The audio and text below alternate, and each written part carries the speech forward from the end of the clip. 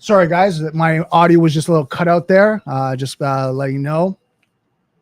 In today's Daily Cyber, we're going to have John Chrysler. He's going to be our expert on today. He's the Vice President of Commercial Service at 10 Solutions. He has over 30 years of experience in the cybersecurity and technology space, serving as CISO, CIO, as well as a consultant across healthcare, government, and other regulatory or regulated industries. He specializes in building and scaling security programs that align with business goals, especially in complex environments like mergers and acquisitions, critical infrastructure, and the defense industrial base. He's also an educator and a thought leader, having launched multiple successful courses on cybersecurity, compliance, and AI governance, which is going to be great for us to cover. What drives John is helping companies become compliant and resilient with the ability to respond, recover, and thrive in the face of current evolving cybersecurity landscape. So this is going to be a really exciting episode. So let's hack at it.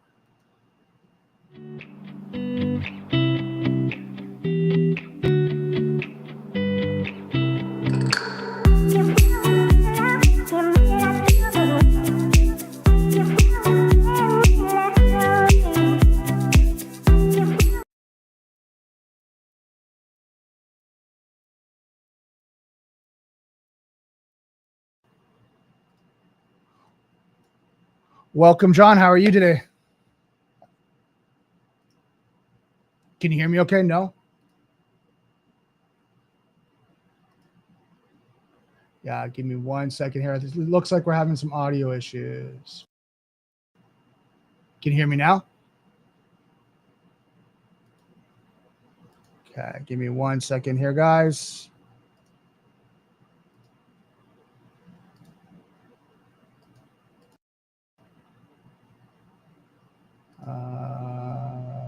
Full H6. Yeah, just having one audio issue here. Give me a second.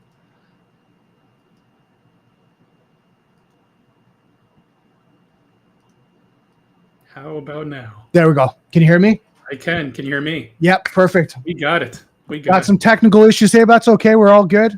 Yeah. So John, how are you doing today? I'm good. Thanks, Brandon, for having me. Appreciate it, and happy to be here and talk about these topics. It's just exciting. I mean, what are you seeing right now? If you were going to give kind of a snapshot, like what are you seeing in the industry right now? You know, I'm seeing a lot of vulnerability and risk. A lot of companies that I have talked to throughout the years are just not where they need to be. And, you know, there's some of us that are out there in the world trying to help these companies and people, and you wonder, what are they waiting for? Like, are they waiting to be breached? Are they waiting to be fined, you know, compliance-wise? But unfortunately, and I hope that soon we're able to have a different discussion with a different outcome. Right. But right now I'm seeing companies that are just not where they need to be. And sometimes I'm not sure why. Right. It's pretty crazy. Like all the things that are happening right now when it comes to the cybersecurity industry and then with the organizations. Now, how should companies think about cybersecurity differently when going through a merge and an acquisition? Yeah, so Brandon, one of the things that we focus on as a specialty area is helping companies that are going through mergers and acquisitions, whether it's the acquiring company or it's the company being acquired by somewhere else. The idea here is to get both sides ready for that transaction, right? And there's so much out there to refer to as far as history and lessons learned about companies that have either been on one side of that equation and have not gotten themselves ready, which means, again, like we just talked about, they're not ready from a cybersecurity and compliance perspective. And so what ends up happening is that a company, let's say a company acquires a smaller company or another company, they're focused a lot of times on typical things that companies, why do companies buy other companies? They want the geography, they want the customer base, they want the revenue. They're probably not as concerned as to how secure that company is that they're buying or how compliant. Let's say maybe that the company they're acquiring says, hey, we've got SOC 2 or ISO 27001. But how good was that audit? How rigorous? Did they maybe pay somebody a little amount and got that rubber stamp? So yeah, they're certified, but is it real under the covers? And so if you're the acquiring company, you see this a lot in MSPs, you see this a lot in other industries as well, where they're acquiring other MSPs, again, to get that foothold, that market share, but they're not thinking about the security. who the suppliers are to that company, and what was that relationship like? Where did that get forged? Even down to as far as the people that they're acquiring, right? The staff. Now, a lot of times, unfortunately, during acquisitions, we see a lot of staff end up being not absorbed, but ultimately let go. Right. That's unfortunate. But suppose they don't. Suppose they acquire it and now they're still operating. When's the last time background checks were done, and how rigorous was that? Things change. I see companies, they say, "Hey, we did a background check on Tommy 15 years ago." Okay, things change. Right. So yeah, it's about that visibility into this whole thing and the cyber risks, and that's what we focus on. We have a whole offering around it. I won't get into, I'm not trying to sell that here, but it's about making sure companies that are interested in the cyber risk of a company that they're about to acquire, or if you're trying to be acquired and you want to put your best foot forward, you want to show as good as you could. How do I get ready to be able to have a defensible position and say, we are as real as we look? Right. Now, in that context, what would companies have to look for? So if I'd say Fortune 500, Fortune 100 company knocking on my door today and saying, "Hey, Brandon, I want to buy you. I want to buy your business. We like what you're doing. What do I need to do to prepare? Like, what are some steps that I need to take?" Yeah, it runs the gamut, and so I kind of have this process, this think questionnaire, because that's what it is. Even if you're doing a compliance audit, right? Somebody's got a bunch of questions to ask you to see how you fare against what are some industry best practices or controls and regulations that are out there. So we do the same thing when it comes to M&A. We look at kind of not so much the financial health, right? That's probably already been looked at. We're not looking at what industries and customers you serve and how many customers you have. That's probably been looked at. But we look at things like, do you have the appropriate certification? So let's just say you're being acquired, your company's being acquired. Yeah. Should you have SOC 2 and ISO 27001 to make you a better target to get more for your business, right? The multiples, everybody talks about the multiples. Well, this is another one. If you're certified, you probably can get a better deal for yourself as the selling company, if you will, or the one being acquired, than those that don't. You've got more to give, more to offer. Now, also look at your third-party vendor relationships. Who are your suppliers, and how strong are those connections? Here's the thing: if you're acquired, are those relationships going to disappear in a blink of an eye, or no? You've got a repeatable, defined playbook and run book that the acquiring company can now use. They don't have to reinvent the wheel.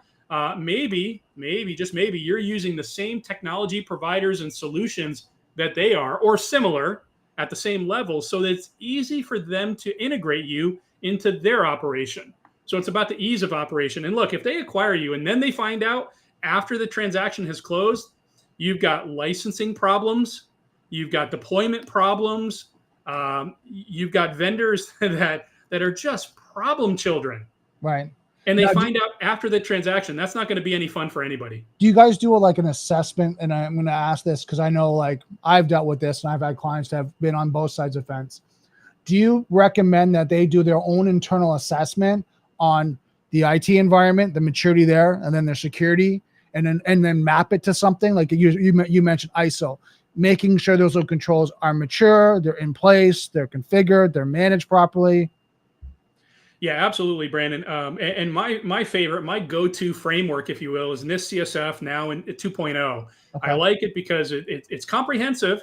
It's not too bad. It takes work to go through it. It does. I think there's something like 150-ish questions that are asked to get somebody through, and then from that they're mapped to the controls. What I like about NIST CSF is that it's generic. I can basically apply that and utilize that with just about anybody coming forward that says, "Look, John or Brandon, I don't know how secure and how mature our program is. I don't even know what to look for."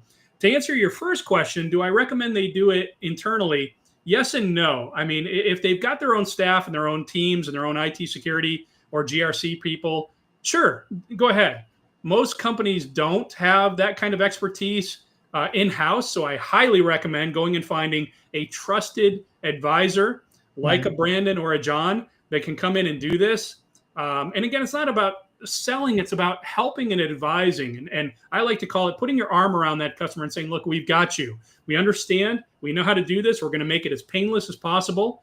But it is a structured approach that, at least that's my approach that I go through. Now, look, if a customer disagreed and they said, no, you know what, we want you to do that linked to ISO 27001 because we've been trying to get our ISMS and our program together. Okay, no problem. It's easy to shift to that. Right. There's not a lot of others that I would highly recommend customers try to align to. Now, look, if you're healthcare, there's HIPAA. If you're defense industrial base, there's NIST 800-171 and CMMC. At the end, under the covers of all of them, you're going to find NIST. Right. And that's why I like aligning to NIST. Absolutely. As your base framework, which makes sense. Now, one thing I do a little different than yourself, John. When I work with them, the sad part is it's the accountability aspect, right? Because it has to be, like you mentioned, it has to be defensible. So when the inquiry company comes in and they have their experts and they go, what's the level of this? We got to be able to speak to it. Yeah. Right. Like, and not going, I don't know. That doesn't work. I'm not sure. Why don't you have MFA on the actual privilege accounts? Good question. I don't know. Right. So a lot of times when I work with the organizations, I tell them, yeah, it's going to be like an audit. It's going to be assessment. There's going to be accountability. I'm not judging you, but we got to be able to answer these questions in the case that their experts come in and say, what's going on with this control? What's happening with this control? We have to be able to explain it. Like, there are some organizations where they'll come in and go, hold on. We don't see a software development lifecycle. Why don't you guys have in place with it? And then it's like, we don't develop software. Correct. It's not part of our business model. We don't do anything of that. Oh, okay. We'll move that, but what about this? What about this? And be able to talk through each control, the maturity of it, who's managing it internally, externally, whatever that may be. How is that relationship? And sometimes I've been through acquisitions where they want all parties involved. If you have an outside MSP or MSSP, they want them part of the conversation. Absolutely. Yeah, I agree with you, Brandon. And just to kind of, wrap this topic up a little bit, it's the customer, in this case, if they're the ones trying to be acquired, that was our example here. If it's your company, you're trying to be acquired, you have to be accountable. I like to tell customers, you cannot outsource your risk in that area. You can outsource a lot of things. You can have a lot of vendors supporting you and doing things and helping you. But to your point, and you're spot on, Brandon, this is my humble opinion as a practitioner, and I think you agree. The customer has to be able to defend the hill and answer the questions. Now, can they phone in a friend, like us and say, look, I don't understand this question. But when it comes down to it, it's their company, it's their environment, it's not ours, right? We're just assisting you. And the customer has got to understand where they stand with cybersecurity risk and compliance. That's why, you originally asked me, do I recommend they do it internally? A lot of people can't get through this internally. They're going to need somebody like us to come in and help. And then what I like to say is, I'm going to set you up for success. By the time we're done with this couple of week engagement, typically, you're going to know. You're going to be in a very good spot to be able to understand what these questions mean and how to answer them in a very defensible position. One thing I do add on to that, depending on the size of your environment, the complexity of your environment, that could scale, right? And then having to get artifacts. Like, one of the things that you and I know is, okay, I can answer yes, I can check the box and do that, but can we prove it?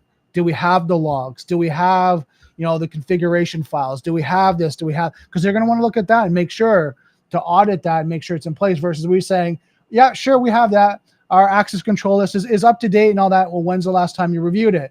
Oh, we just recently. And then they go through and go, why do you have an any at the end of your access control list? Yeah. Oh, I didn't know a project manager or an outside company worked on it 6 months ago. Okay, so no one validated that.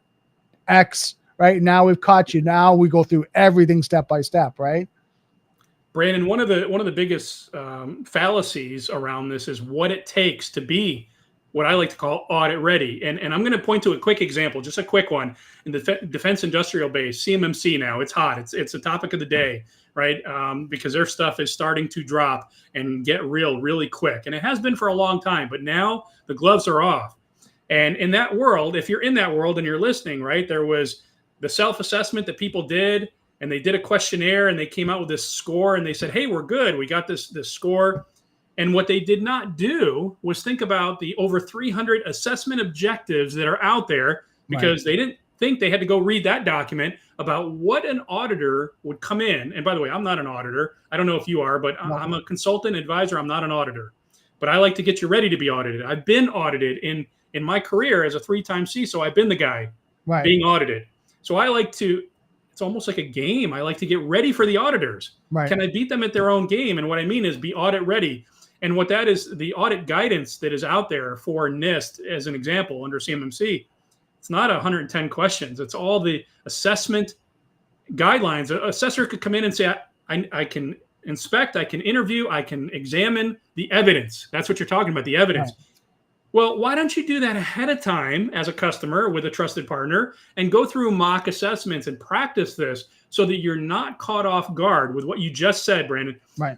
Hey, I've got this policy. Great. When's the last time you tried it? You haven't? Let's go try it. Let's act like it's a real audit. And that way, when it comes time for the real audit, whether we're sitting there with a customer elbow to elbow or not, they're audit ready.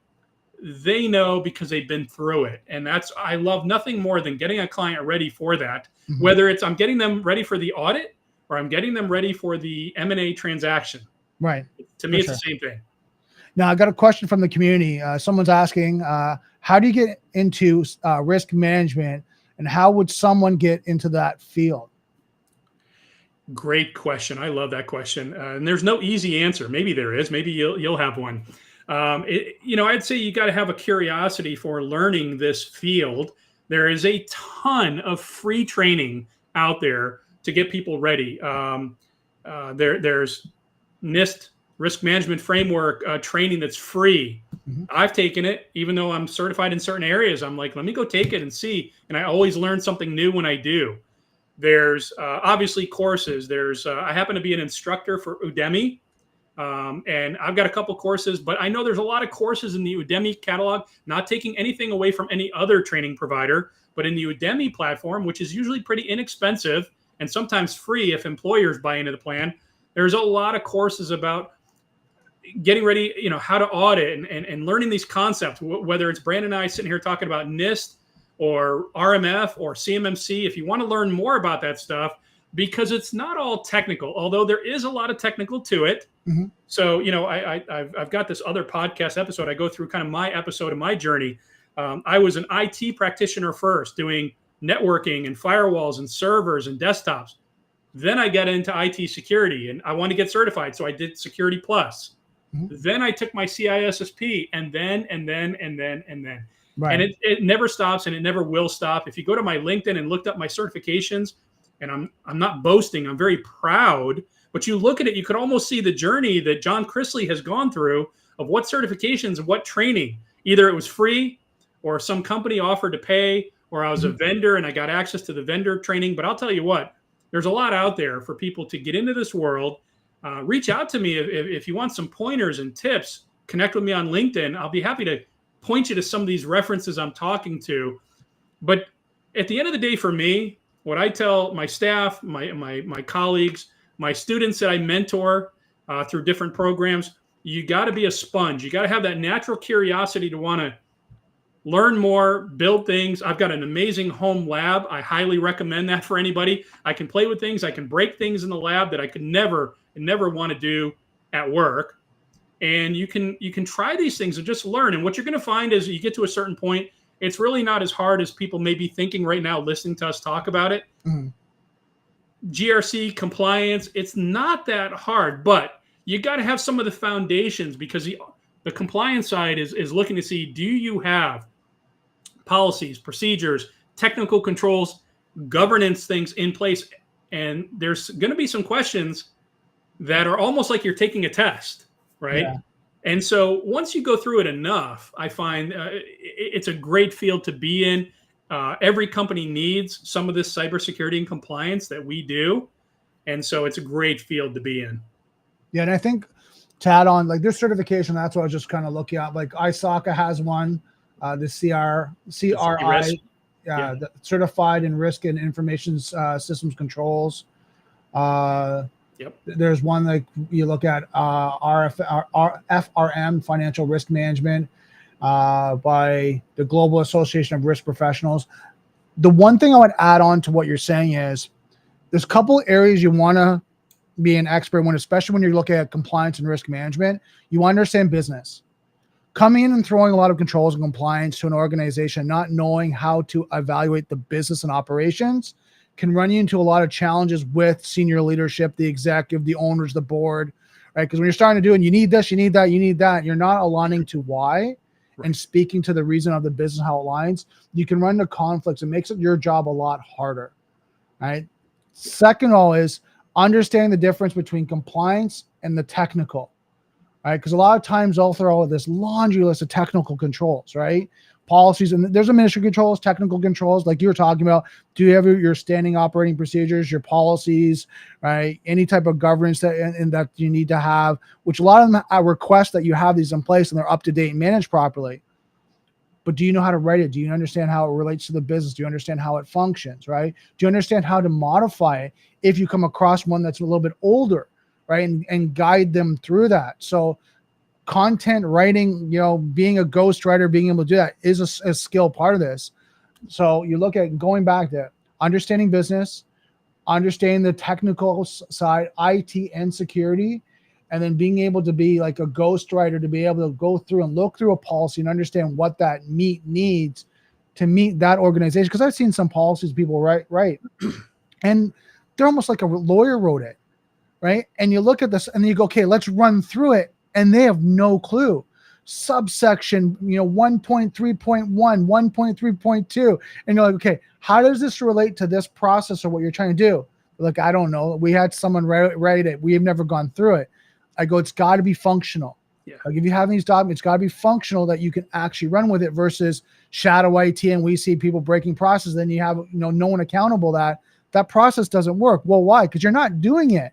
When I talk to the people about what they do, they're doing this whole other different process. Right. Yeah, Brandon, and two go backs. One, I want to speak on the business side of what you were talking about. Very key. I deal with customers in a lot of different verticals, right? And my company does as well, verticals and specialties. And look, full disclosure, I cannot be an expert on every single business out there. So I don't. I call it bringing in your team, phoning in a friend. On certain engagements for certain industries, I've got to have somebody sitting there next to me if we're advising a customer who is a subject matter expert on the business. Maybe they're not the technology and the cybersecurity expert, but they know the business. And sometimes you're talking to different audiences. I might be in one room talking to the CIO and the CISO and those kind of people, while the business person is talking to the CEO. And that's just a reality. Now, I get in front of the CEO and the board as well. But again, you got to know your strengths. You got to know your limitations as a practitioner and as a virtual CISO, which is sort of what, if you were to put a label on me, John, what are you? That's really what I am, as a virtual CISO or virtual CIO as well.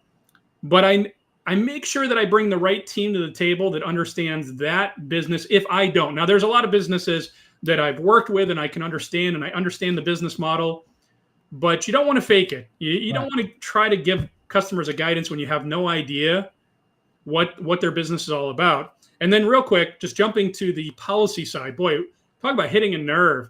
Policies are like one of my core tenets in life. I've been through the best and the worst of policy developers and development. Everything from what you're talking about, where it was written by a lawyer or somebody with a legal degree for lawyers. I'm not saying lawyers are bad, not at all. No. They need to be part of your team. But policies that are written from that perspective are not probably going to be understood by the non-legal profession, which is who they're writing them for. And, we always hear, hey, write policies for a certain level, and you have to do that. I'm a big believer in that your policies should be easy to understand, a conversation between the company and their employees. And when I say conversation, I want to bring up this point. I was told at one point in my career, hey, we got this policy. Every single line in the policy should map back to a control. And I disagreed. I was like, I understand the concept here. I get it. And I do a lot of regulatory control mapping to policies in order to make sure that the customer is going to be covered, that anything that they need to have in policy is in there. But at the end of the day, then you stand back and you look at this policy and you say, look, can everybody in the company understand it? Right. And by the way, I also am a big proponent of, once you have a policy developed, the training, the socialization of the policy is almost as important as writing it alone. And I highly recommend that somebody in the company, unless they bring me in to do it, but somebody in the company needs to have the session or the sessions. Talk about a training. I've seen too many companies that go out there, and I do think this is the wrong approach. I'm not highly opinionated about a lot of things, Brandon, but this is one. I told you hit a nerve. I don't believe in somebody writes a policy and they say, it's in our policy portal, it's on SharePoint, it's out there. That's it. We're done. Everybody must comply with it. Wait a minute. To your point, maybe what if people don't understand it? Right. Number one, what if their business process, their daily day-to-day flow does not match what's in that policy at all and can never match? That means nobody did their due diligence to kind of get people together and talk about how things are really done before they went to write the policy. Right. And so Exactly. it's got to be a conversation. 100%. Yeah, totally agree. I mean, I think to answer that, the gentleman's question, like, or the person that asked that question, there's a lot to be in risk management. And that's why you have a lot of great experts in that field to learn that and to be able to go into an organization. Now, if you get a chance to work as an associate or a junior risk management under a team and then just glean that information, just be a sponge, that's so much better, because you get to go in a real world situation, see the questions that get asked, see the challenge of the organization, see the gaps that they have as the risk managers come in going, okay, we're starting to assess. And also it's like, as you know, oh, that's not done. And also the scope starts to grow and grow and grow. Well, now we have to write new policies. Now we have to get these controls and we have to go through a procurement process, right? And it's not like it's in the environment. This is a net new solution. And all of a sudden that risk assessment starts to grow. Like, and with a risk, if you're doing a business impact analysis or a risk assessment, generally there's a cutoff and you give them a report. But a lot of that time you're seeing them grow through that assessment going, well, when should I do that? Should I do that right now? Like, that seems pretty critical. What, should we do that? And you get a lot of times where you ask, you're like, yeah, looking at the risk on that, that's pretty high. I would talk to your team after this call and, start looking at scheduling and planning that out. Right. Okay. And then you go in the next session and I uncovered something else that I think I want to bring to your team's attention. And all of a sudden that starts to grow, right? Now, hopefully, the team's very limber and very fluent that they can start working on it, because you don't want to have any gaps in the environment. And like you said, a risk assessment can take weeks, right, to do. You don't want to have at weeks done, and then you do the report and then you submit it, that now it's like, oh, by the way, here's what you have to work on. Kind of want to give them that information on the go so they can start, filling any holes and remediating. Exactly. Now, another question I have for you, because you brought this up, the vCISO. What does it mean to offer like board ready cybersecurity leadership without a full-time CISO? Great question. Great topic. So this is something that I do and have done for quite a few years now. I refer to it as vCISO, virtual CISO. Some people may call it fractional CISO. Some people have other terms. But the idea is you're hiring a firm or a person to be in that seat as your chief information security officer, your person in charge of security. And this is typically scoped out as part of an agreement. What do you want them responsible for? What do they not have to worry about, because you've got it covered? But offering a virtual CISO or a fractional CISO offering is really good for companies that either are not big enough to need a full-time CISO on staff all day, because typically in the industries that we are in, a full-time CISO is not a cheap person to have on staff. Mm-hmm. Okay, they're just not, especially if they're experienced. Now, some companies are big enough, and you get into those, Fortune 500 enterprise customers. Sure, they may have a CISO on staff, and that CISO may have a security team. But for companies that don't, and that's the majority of companies, that are out there operating, a lot of times they need help. They have the same problems, they have the same things they have to worry about as the larger enterprise customers, but either they don't have the budget, or they just don't have the know-how or the company structure to set up. Maybe the CEO of the company doesn't want the CISO reporting to him because they're a smaller company. They might be in defense, industrial-based manufacturing. And the CEO may say, look, I don't have time. I don't have the knowledge to manage a full-time CISO. And so bringing in a fractional resource, a kind of as a service, a when you need them, and then when you don't need them, you don't have to pay for it, right? And you have these structured projects and these deliverables. I've had customers that say, okay, we're going to have you on staff as part of a package. Think a color coded bronze, gold, platinum package. And it's so many hours per month, you get access to them. But they also bring, typically, if they're good, they'll bring with them a suite of services along with them that maybe you don't have those either. Everything from vulnerability scanning and penetration testing, policy writing, compliance readiness, like we're talking about GRC. Mhm. Bring all this as part of an offering so that they can kind of lay this down on top of your company and say, we're bringing all this. And the good virtual CISOs have been, again, another opinion. I apologize, everybody, but this is another one. The good virtual CISOs have been a CISO before in their career.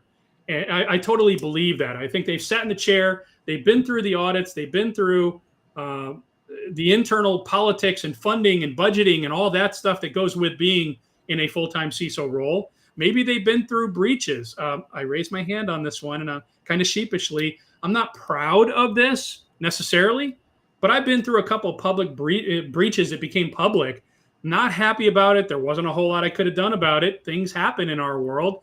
Mhm. But I was in the seat where I had to hire. Number one, we had cybersecurity insurance. Ding, ding. That's another thing that we all look for. Do you have that? Right. My company that I was with did. We had to bring in the insurance company, bring in their forensic experts to the table. So I learned, right?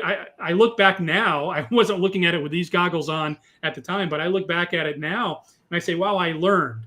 I learned what it was like to have everything in place or not, to go through it, to come out the other side, after being in a war room several times during these breaches, and understand then what had to be put in place to prevent that from happening again. So guess what?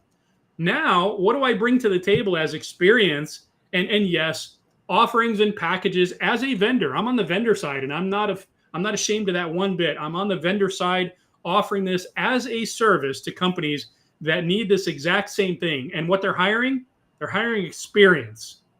So that's what I mean by the whole virtual CISO. Which is interesting because, I mean, you bring up some good points. Now, one of the things I want to dive a little bit deeper in, what area of, like, you think about a vCISO and you have all different people who kind of look at vCISO as a service, and they look at, okay, we're only going to do security controls. We're only going to do security controls and manage your internal team. We're going to only do security controls, your internal team, and maybe do like your questionnaires when it comes to outside vendors. When you look at that umbrella, when you kind of know being a CISO and what it entails, what would you say a fractional or a vCISO should be doing?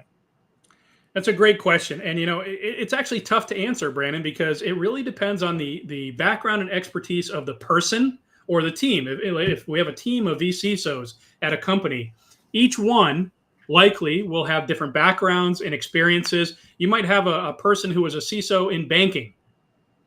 I haven't been. Right. Not that I couldn't service a banking customer, but again, it comes down to business expertise. Mhm. So you want to look at that, and you want to make sure that you've got the most well-rounded person that you're hiring. But also, every vCISO is going to have their limitation of what they can offer, what they want to offer, what they're really good at. And so I think it's about interviewing, a company that is offering vCISO to understand, what do they offer, how do they offer it, does it make sense for you and your business to plug in? That's what I call it, plug into your company, and they're going to have your back. To your point, every vCISO offering I've seen out there with almost every vendor on the market is just a little bit different, because sometimes you have vCISOs who have been a CISO in their past life, and they say, okay, I've been there, but I don't want to deal with questionnaires. Right. And so that's okay. They take their stance. I don't discredit them for that. They take their stance. They say, I'm going to focus on this, either the internal team, or I'm going to focus on providing you vulnerability scanning and pen testing, but nothing else.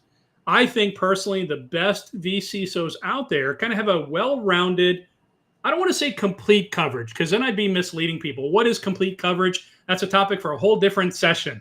Right. But a good, complete enough coverage to cover what you need as a customer, right? The customer either knows what they need or they're going to hear a pitch from one of us. They're going to say, that's what I need. Look, Right. we all of us that are in this field, in this ecosystem of consulting companies and providing CISO as a service, we all have our preferred packages and things we want to do. I like to say, look, I want to make sure that I've got you covered. While I may have a preferred approach that I like to lay down on every engagement, I also take a lot of time to listen to the customer. What are your gaps? Maybe a customer's already got a couple of things covered, and I don't need to focus on that, and that's not their concern. Okay, let me listen to what you said and focus on where do you need my help? It might be around compliance. It might be around risk. It might be around incident response. It might just be, and I've had one customer, they said, look, we've got all the tools known to man and the good tools. We've got people. But you know what we're not good at? We're not good at KPIs and metrics and talking about what we're doing in a way that not only the board, everybody talks about reporting to the board.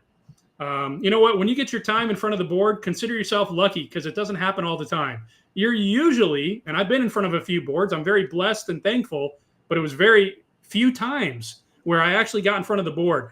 My reporting was to the executives, the CEO, the chief risk officer, the CIO, the chief medical informatics officer, or, you know, those kind of people. Right. And I had to convince them that the security and compliance program was doing well. And, you know, a lot of times, and I'm sorry to be on this rant, but it's another great topic. A lot of times they don't care about things like how many viruses your antivirus product stopped or how many intrusions your firewall and IPS stopped. They look at that, and I've heard this early in my career when I was learning how to report better. They say, well, great. Then the tools that you bought with the money that we spent are working. Next, right. What they want to hear about is what are the risks? What do I need to be worried about? What do you need the most help with? And it's not always about tools and people. So, right. Yep. So one of the approaches that I take when I do the advisory, like a vCISO, fractional vCISO, is I kind of put myself in the position of what do you need as the organization? Because a lot of times companies come to me and say, okay, I need you for this project. And I'm like, well, that's not a fractional CISO. That's a security analyst or maybe a risk advisor or something to do that one thing. I come in as a holistic view, kind of top-down approach to make sure all the areas of your business security, people, process, technology are in place and are functioning properly because, as you know, reduce risk, reduce liability, right? Help you to respond to a potential incident in an effective manner that it's minimal impact.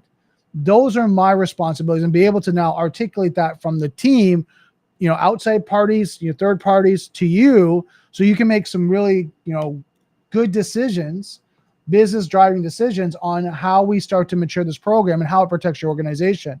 If you're coming in and rewrite policies, I can do that, but it's not going to be the best use of our time. We can hire a policy writer, right? And someone to come in and do that for that short term. And a lot of things, you know, is there's templates out there, right? They can get some templates off certain sites, bring them down, have someone come in and modify them and write them. And then Bob's your uncle. It's styled guide, it's written the way you want it, good to go. So I think when someone's looking at like a vCISO from developing their career to actually companies looking for, it's looking at someone to put in place that's going to drive your cybersecurity program. Yeah, and Brandon, just to add on to that, I'll tell you, more times than not in my career, and by the way, I've been with a couple of different companies throughout the years, but always after I was sitting in the seat as a CISO, now I've sort of been offering this virtual CISO thing we're talking about almost at every company in some way, shape, or fashion ever since. And, you know, more times than not, you know who my customer actually is and sort of who I'm assisting and helping is a CISO who's actually at the company. And they need that higher level help. They're entrenched, they're dug in, but they need help justifying budget, staffing, tools at times. Right. And they just, you know, a lot of times they don't know how to talk, like I said, back to the executives, back to the board, how to make their program shine. Right. And sometimes they just need help. They need another set of hands. But I agree with what you said. You know, I will say this. We've got, as a vendor, we've got different packages for different verticals and specialties. And every single one of our packages, we highly recommend a block of hours at least for some virtual CISO, because that way we've got skin in the game along with the customer. that we are providing that high level. It's not just like we're putting in something. Right. We've got skin in the game that we're trying to put in and help you manage long term. Because one thing that people who are listening probably already know, but if they don't, is security and compliance is not a one-time hit it and you're done. Right. It's always going to be there, and it constantly changes. Right. Now we got another question from the community. Can you share some insights into how you both bill for assessments if you're being engaged for that purpose, flat or hourly, included in an agreement? So kind of like, what's your structure for that? Yeah. And again, everybody does it different. I'm going to give you my answer. I bet you, Brandon, you're going to give maybe the same or maybe a different answer. I don't think there is one right answer here, but let me explain a little of my methodology. And it seems to be working, with most everybody. You'll know right away if it doesn't, because you'll get a customer that says that doesn't work for me. But a lot of times customers, they want a fix. If we're talking about just an assessment, so let's say the first thing we do, and I like doing this, I like doing these projects. I get engaged with a customer and they go, we have no idea where we're supposed to be or what. We think maybe we have to comply with HIPAA and PCI, but we don't know. And what about GDPR? Do we have to comply with that? And where's CMMC and ISO? So a lot of times there's a lot of confusion. And I like to come in and say, okay, look, like we said earlier in the session, my recommendation is we start with a NIST CSF based framework assessment. Right. And of course, if you say it like that, people will say, okay, what does that mean? Right? They're not experts in NIST. So I don't say it that way. But if they ask, or somebody is technical enough, they're going to say, what is this based on? Is this John Chrisley's framework? No. And here's why. So I've got some material. It's educational about why this approach, right? Looking at the pillars or I call them domains still, and that's not the right term, but I call them the domains in NIST. There's 6 of them, and why this is important to look at it this way. And so if we're only coming in to do an assessment, that's all that we're being engaged to do at the moment. They don't want to look at tools and tests and other stuff later. First, they want that assessment to get that let's lay it down. Let's figure out where we are. It ends up with a score. You could think about a heat map score. You could think about that spider diagram, right? But it's a maturity score on where you are. And I didn't come up with it. I just execute it and come up with a scoring. It comes out with if done right, if your consultant does it right, it comes out with a plan of action and milestones that lets you know, here's your roadmap. And it can be anywhere from the next, as you said before, this could be this week to next week, the next 3 weeks, the next 6 months, and up to a year. I don't like to look out past a year unless I need to, unless the evidence that I'm seeing needs to, but I like to give them a year roadmap. And as far as how that engagement is typically priced, not only by me, but a lot, I like to do a fixed fee project. Nobody likes surprises. Right. If you're not good enough in your quoting as the person doing it to be able to tell a customer, look, I think this is, based on, and by the way, and I'm sorry to be all over the place, but there's a lot to it. There's a lot, and I try to make it easy on the customer, but I do a lot of analysis to say, it's not always the size of the customer or the number of employees, but sometimes it is. Sometimes it's number of locations, and you do have to look at the size of the company because that does factor in, but I don't price it. I do not by the number of people you have, because a lot of times that doesn't matter to me. I don't care if you've got 10 or 1,000. I'm not auditing all 1,000 people and doing interviews with them. I'm auditing the program. And so my audience, my assessment audience is probably much smaller in a core team, but I do take into effect the size. I look at the industry they're in, because that does mean the complexities.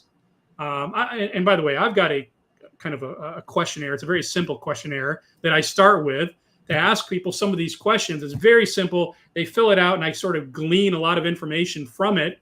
And then I go back and I put together a fixed fee engagement to go through this NIST CSF based roadmap gap assessment.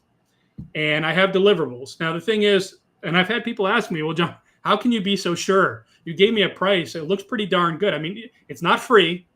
And it does cost money and it takes time. It can be a couple of weeks to a couple of short months, depending usually on the customer's availability for things.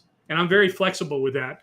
But they say, John, how can you do this for that price? And again, it's not a $1,000 engagement. I'll just say that up front. I won't say what it is, but I'm not that kind of vendor.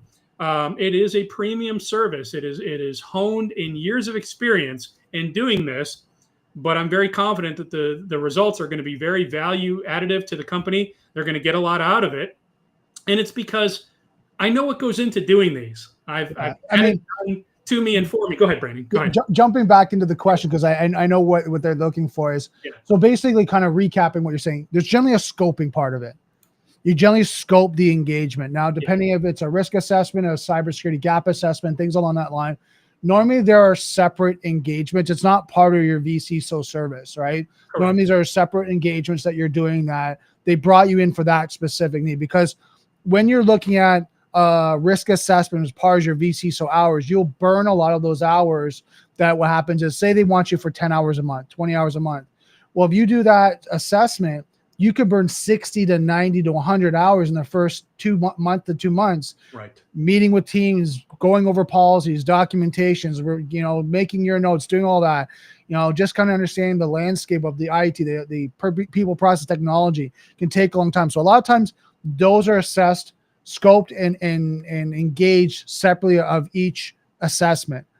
Like you said, the assessment's done, statement of work is now, depending on, like you talked about, the industry, the size of the organization's compliance and regulatory will move that scoping up, right? From a smaller engagement to a larger engagement, because there's more complexity. Because now you have to make sure that, are you aligning with their CMMC, their ISO, their HIPAA, their SOC 2 type 2, right? Whatever that may be.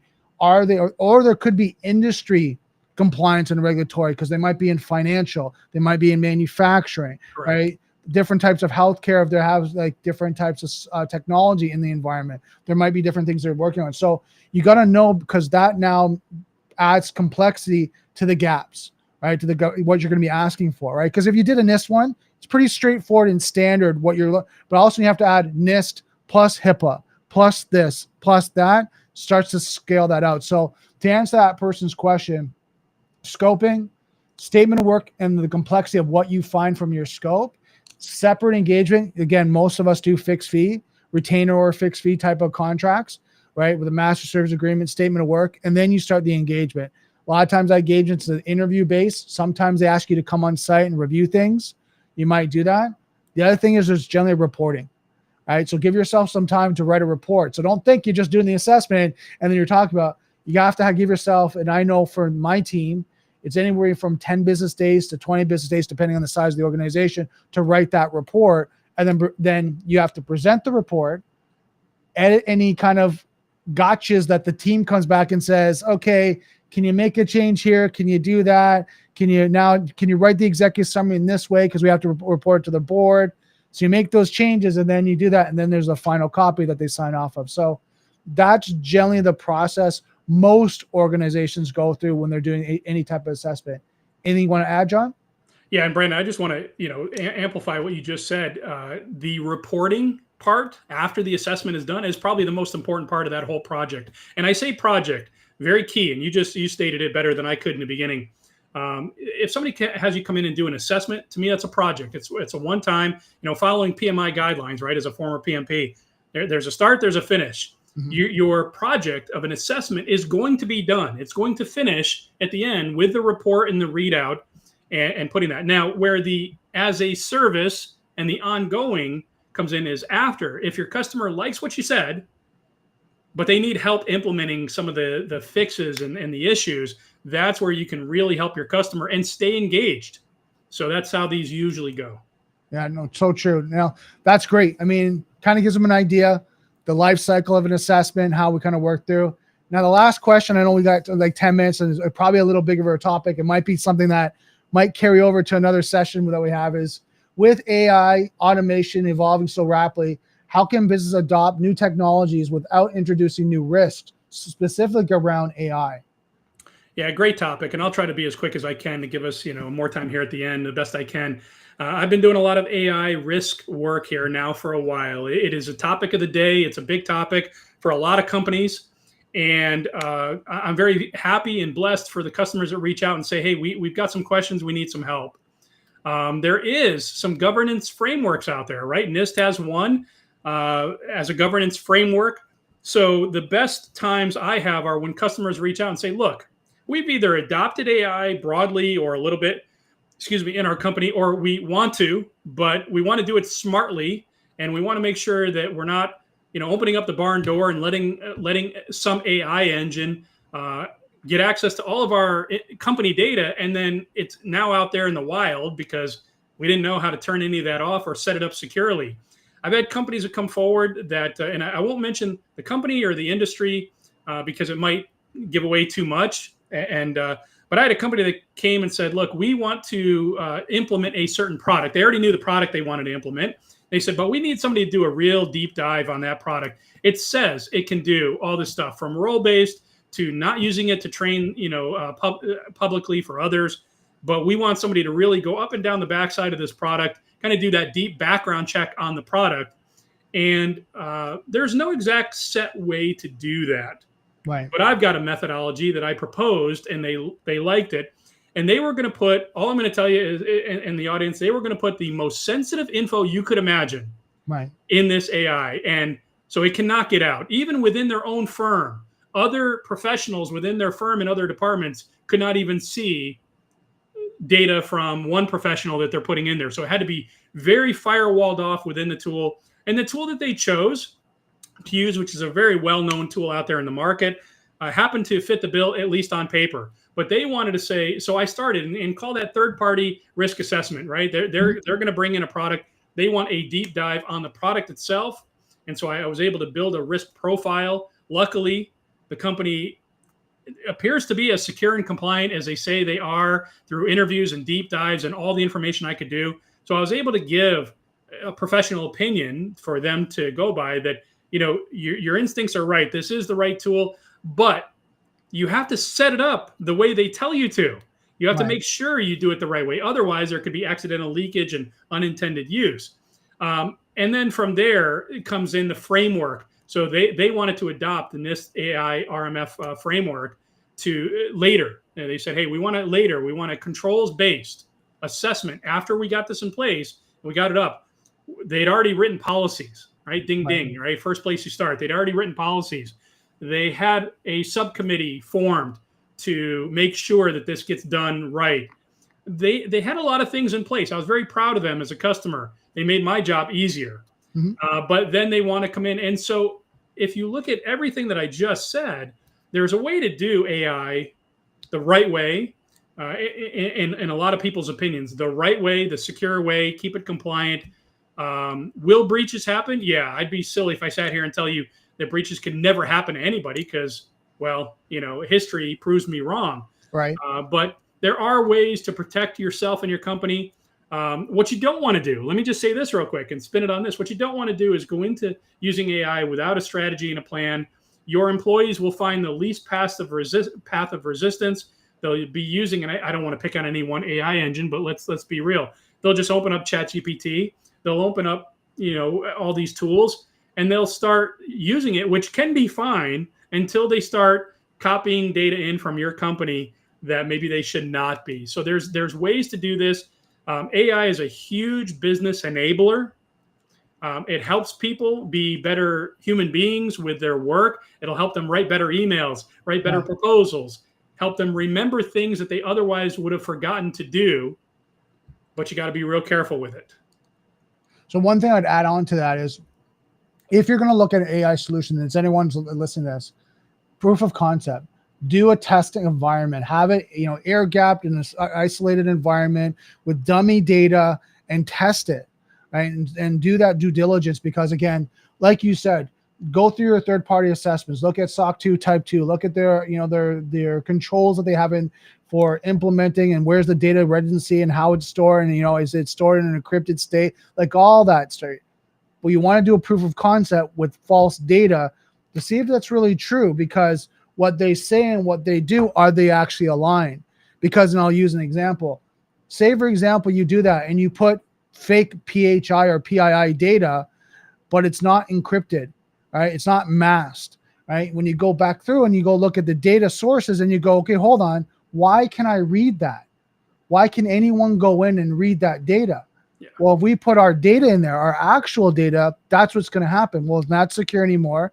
You know as well as I do. Then you have compliance issues. You have security issues. You have problems with insurance because is your data at rest? Is it encrypted at rest, encrypted in motion? Well, it was until we had the AI solution, but now it's not because it's in this AI solution. And we forgot to tell you, it's in all different clusters. So it's all different servers all across the US and some in Mexico and some all over. Now it's like, whoa, what just happened? So those are the things I recommend as you're going through it. Due diligence, due care is so important in cybersecurity, is you do that and you score it. You have some sort of scoring metrics that you're going through to evaluate, did it pass the sniff test? Did it pass all our compliance? If not, sometimes, which is good, you go back to the partner and say, look, hey, you know what? We found this. It's a vulnerability. Can you, is that on your roadmap to fix it? Or it might be something like, sorry, that's the way it works. Then POC's done, proof of concept's done, we're out. Right? We can't do that. But I think too many organizations are talking about what you're saying is the efficiency. Oh my God, this can help us. This can record. We see it a lot of times with Zoom, Teams, all that. It can record our meetings. It can schedule our meetings. It can look at the notes. It can create emails off that. But hold on. Are you talking to a client that's part of a confidential conversation? Do you have NDAs in place? Where's that data now going that they've talked to something very sensitive, confidential? Who now has access to it? Right? So these are all the concerns and you look at the CIA track, confidentiality, integrity, and availability. Us on security, confidentiality. The business availability, right?